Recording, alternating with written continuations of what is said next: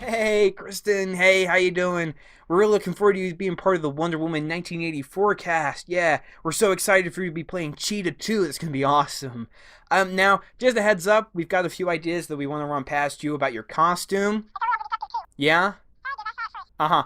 Okay, now, have you ever seen the movie Cats? Hello? Hello? Hello?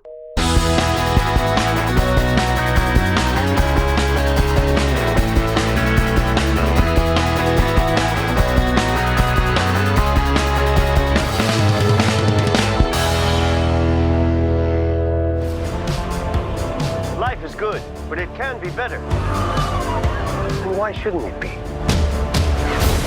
All you need is to want it.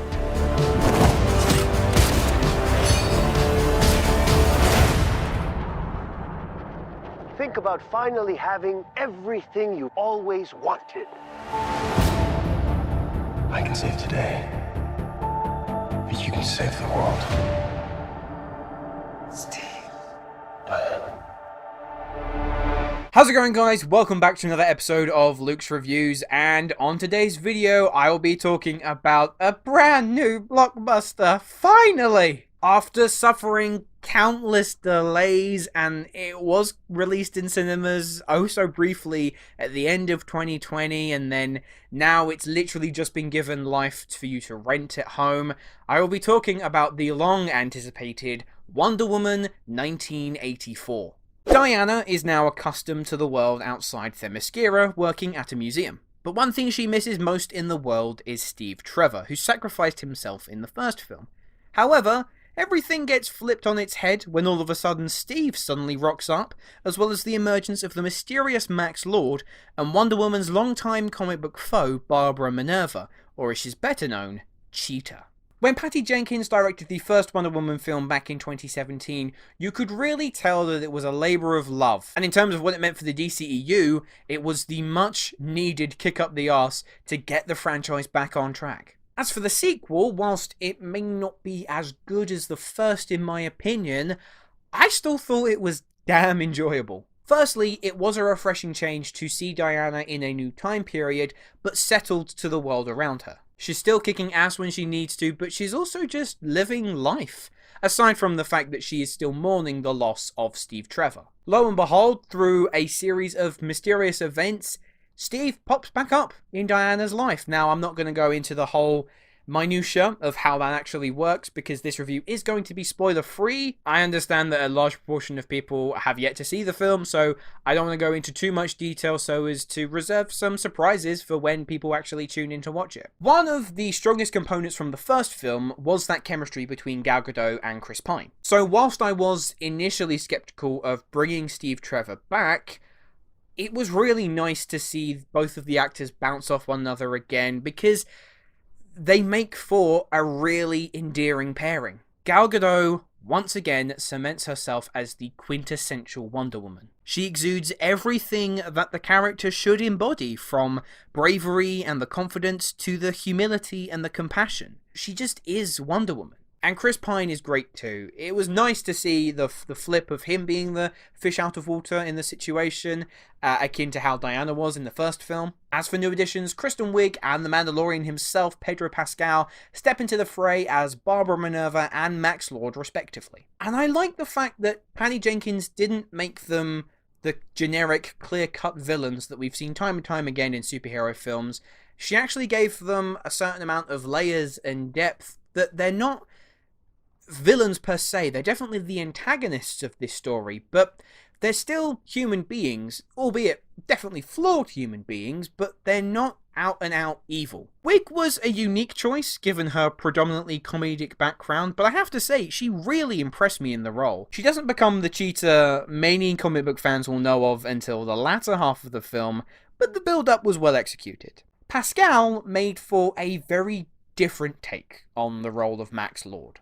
Some are gonna dig it, because there's no denying that Pascal gives 110% in the role, and some are likely to be put off because of just how much it is. Me, I'm somewhere in the middle. I thought that Pascal did a good job, but he definitely treads on that line where he was only a few steps away from entering into like a cartoonish territory, especially the more unhinged his character got. And I think kind of the same goes for the film in general. Wonder Woman 1984 is a lot of fun and has a very strong message at its core about clinging on to hope at all costs. On occasion, though, the story, especially regarding Lord's plan, it just gets unnecessarily convoluted. And I think they spend a lot of time juggling factors that didn't even need to be focused on. That being said, if you're solely after action, Wonder Woman 1984 has plenty. What I love about Patty Jenkins' approach to these films is that she's very clearly inspired, and has been very vocal about this too,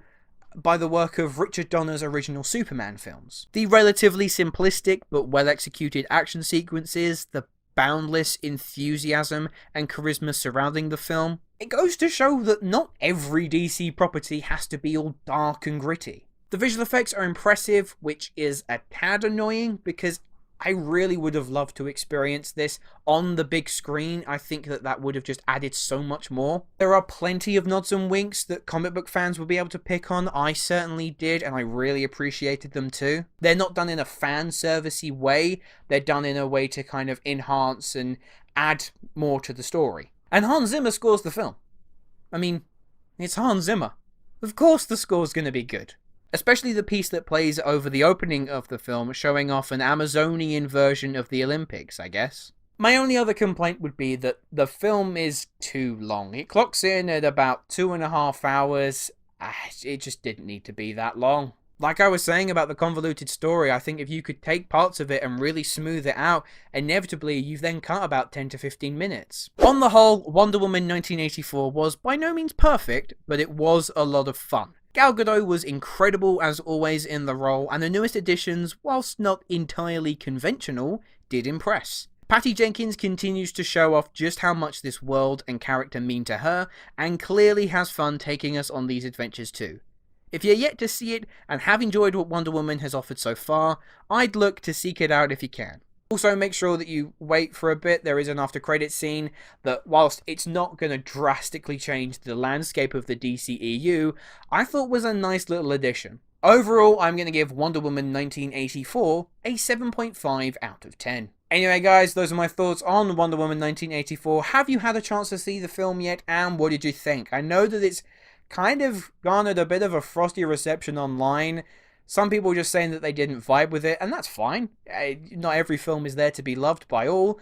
I've also seen people refer to it as one of the worst comic book movies ever made, and I don't know what you're smoking, but I don't get it.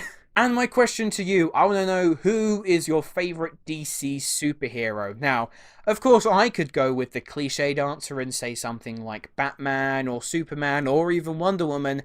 Honestly, though, I'm going to have to go and say Green Lantern. I just think that the whole concept of the Green Lantern Corps is so full of rich material that could be worked with, which made it all the more crushing when the 2011 film with Ryan Reynolds came out, and that was a bag of shite. And as always, thank you so much for watching, and I will see you in the next video. Hello, thank you so much for watching. I hope you enjoyed the video. If you have, make sure to click that like button, and if you aren't already, click that subscribe button too.